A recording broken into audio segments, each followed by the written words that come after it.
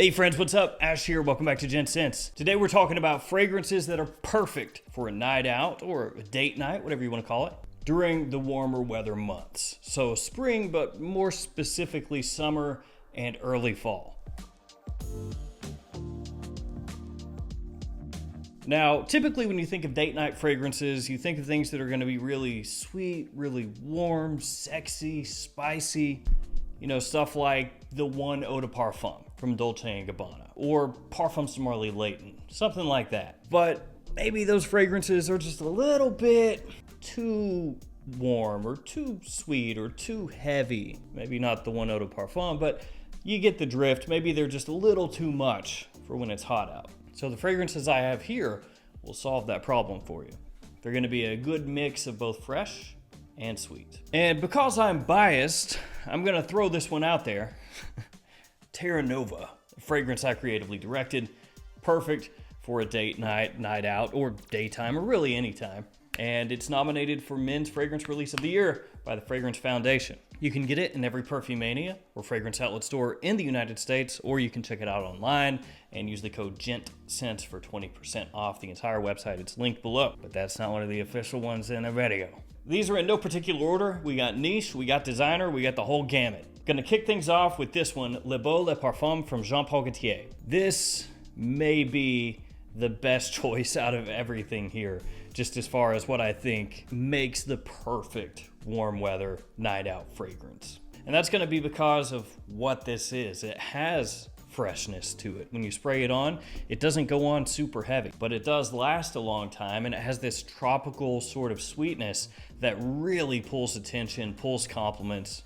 So this one has coconut, it has iris, it's got tonka, it's got a little bit of a fruity sweetness off the top. As I said, this stuff is just lights out when you're talking about a fragrance that's going to get you positive attention. Perfect for a date night. Let's switch gears from there and go with a fragrance that a lot of people are going to think of as more of a daytime fragrance, but it's also killer during the evening as well. It's YSL's L'Homme, and this is the original L'Homme, not one of the 52,000 some odd, give or take one or two flankers that have come out. Now, the reason L'Homme EDT works so well as a night out fragrance is because it has that fresh opening ginger and citrus, very easy going, and a great kind of transitional fragrance as well from daytime into evening. Because as this dries down, it takes on more warmth, more sweetness, a good amount of tonka comes out. And so it kind of does both of the things that we're looking for here. Fresh, but then also sweet, but not too heavy. Let's go with the niche one next, and we'll go with this one.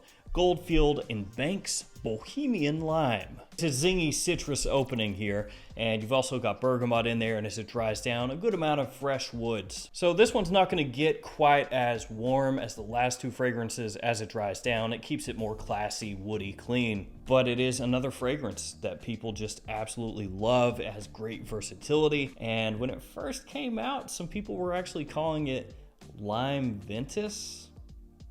Yeah. Saying essentially that it smells like a lime version of Creed's Aventus, but it really doesn't. But one thing it does share with Aventus is that usability. Back to a designer we go, and this time we're gonna go with this. Carolina Herrera CH Men. This is another one that I think is just tailor-made for spring, summer, fall, date nights, night outs. It has just this magnetic, almost appealing quality to it. This one is a sugary, sweet leather fragrance. It's got vanilla in there and actually sort of a grassiness off the top, a little green vibe in there, which is coming back around. It's becoming more popular to have men's fragrances with a little green touch to them nowadays. And with this one having that in the opening, it's like it's modern once again. It smells like it's right off the cutting room floor there. It is interesting to me that this fragrance is now considered almost like a hidden gem under the radar fragrance, because at a time this was a hype beast, a hype monster that everybody wanted. Now, even though it still has that same quality that's going to get you positive attention that it had before, and that makes it even more appealing now because it has everything that made it hyped to begin with, only now people aren't really wearing the stuff. So this one, a great choice. Back into the realm of niche with Fragrance du Bois Oud Ver Intense. This is pricey. So if you're wanting to be a baller and you don't care how much money you're spending, I think that's really where this one would come into play for you, because the cost of this one is going to be like the cost of most people's cars. Car payments, not the whole car. Now, of course, you can try to scoop this one up at discounters and maybe save a little bit of money, but if you go for the 100 ml size bottle of this one right here at retail, it's $695. Now, thankfully, when you smell the fragrance, it does smell of high quality. So I love the opening here though. The opening smells killer. It's got cardamom, it has ginger and citrus. It's zingy, effervescent, super smooth, and decently fresh and sweet with like just a little warm undertone to it. As it dries down, you get geranium, coriander, nutmeg, vetiver, and of course, oud, which is right there in the name. So if it didn't have it, it'd be kind of weird. Although, to be fair, the name is Oud Ver Intense, so you would be thinking, oh, it's going to be a big blast of oud.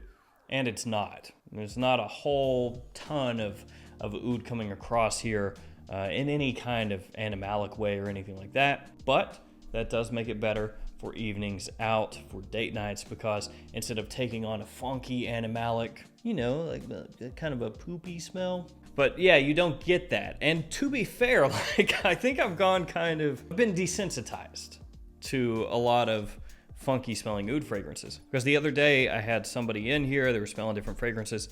They smelled Tobacco Oud by Tom Ford. I'm going on a slight rant here, I'll wrap it up. I love Tobacco Oud, and it does not affect me in any sort of way. He smelled it, first time he's ever smelled it, and he was like, wow, it's got kind of like a cat piss smell to it. And in that moment, I was like, oh yeah, that's right. A lot of people who have never smelled oud fragrances at all, they'll smell them and they immediately go to something like that, which is not very good if you're looking to get any sort of confidence boost in what you're wearing. Go out somewhere, I'm smelling awesome. I'm smelling like a millionaire. The first person that walks by you, who's cat pissed on him? It's one of you dudes. Immediately your confidence. But yeah, all this is just to say the oud in here does not have that. Instead, it's just a very nice, warm woodiness that smells extremely classy. From there, back to designers we go, and let's go with another Herrera. Bad Boy, Cobalt. Thought about putting Paco Rabanne Invictus Platinum in here, which is just about the same thing.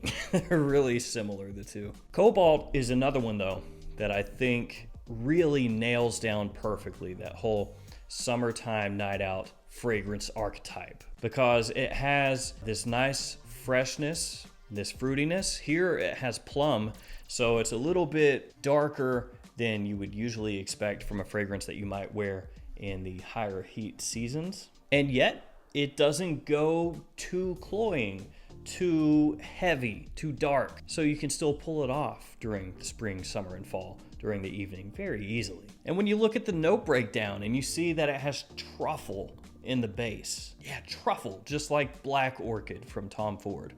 You may think, once again, it's gonna get too earthy, too funky, not wearable.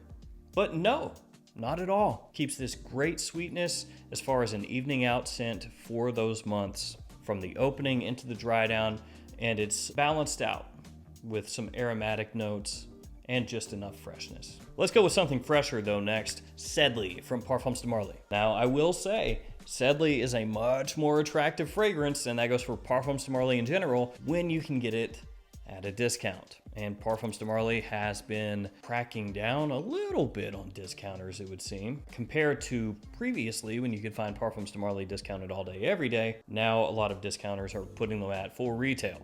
At full retail, Sedley is not as attractive, so if you can get it for less, it's better. What a mind-blowing thing. Hey, do you want this Porsche 911? It's $250,000. It's a bit rich for me. Okay, what about $20,000? Well, frig, I'll take it. Not exactly that extreme here, but you get the idea. So this one is going to be much more refreshing than some of the other ones here. It doesn't have quite as much of that sweetness, that somewhat denser sweetness as it dries down. This one instead keeps everything very clean, very uplifting. Whole bunch of mint in the opening going together with a whole bunch of citrus. So green, brisk, not exactly sharp, but not really like a juicy citrus opening necessarily.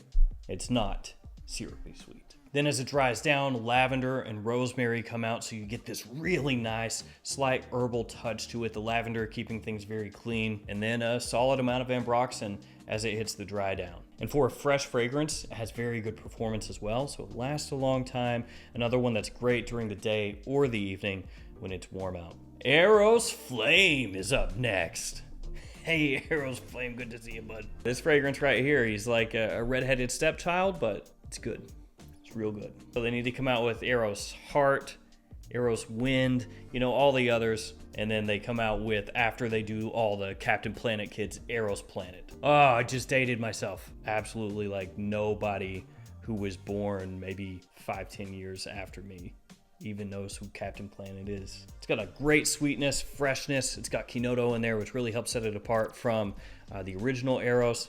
It maintains that complement factor that Eros has, which is why it's one of the best-selling fragrances in the US. But then it gives it like just a touch more freshness instead of having it be quite as sweet. Love this stuff. And that had to grow on me. At first, I was very nonplussed by it, but as time went on, really grew to enjoy that. Back to niche, Morning Chess. This is from Wilhelm Parfumery, and this does have a little similarity to Creed's Aventus, which if I'm being honest here, Creed Aventus would work well in this list also. So would Cedrat Boisé by Mancera, or Intense Cedrat Boisé, also by Mancera, or frankly, just about any of those fragrances, niche or designer or clones, that smell kind of in the family, the style of Aventus, right? Anything that's like that, probably gonna work pretty well. So this one has bergamot, leather, and galbanum as some of the main notes in the fragrance. That bergamot in the opening is going to remind you a little bit of the opening of Creed's Aventus.